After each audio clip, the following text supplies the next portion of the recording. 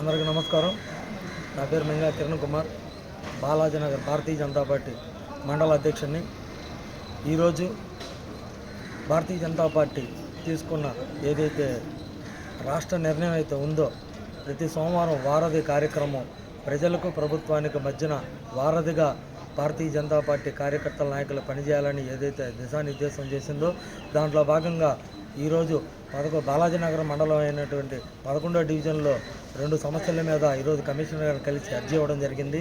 మొదటి సమస్య road extension, Vengamamba layout road extension పేరుతో జరుగుతున్న ఏదైనా పనులు ఉన్నాయో అదే పనుల్లో భాగంగా మ్యాన్ హోల్స్ కొద్దిగా ఒక అడుగు రోడ్డుపైకి రావడం వల్ల అనేక సమస్యలు తలెత్తుతున్నాయని చెప్పి ప్రజలు ఇబ్బంది పడుతున్నారు, వాటిని గుద్దుకొని పడుతున్నారని చెప్పి కమిషనర్ గారు చెప్పడం జరిగింది. ఒకటి.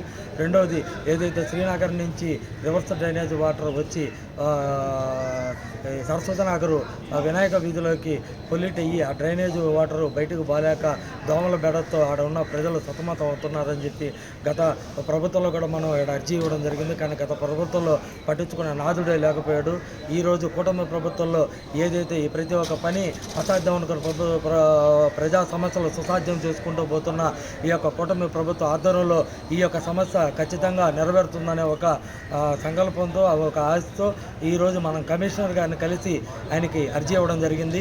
కమిషనర్ గారు యుద్ధ ప్రాతిపదికంగా ఆ పనులు చేస్తానని చెప్పి మనకి మాట ఇవ్వడం జరిగింది.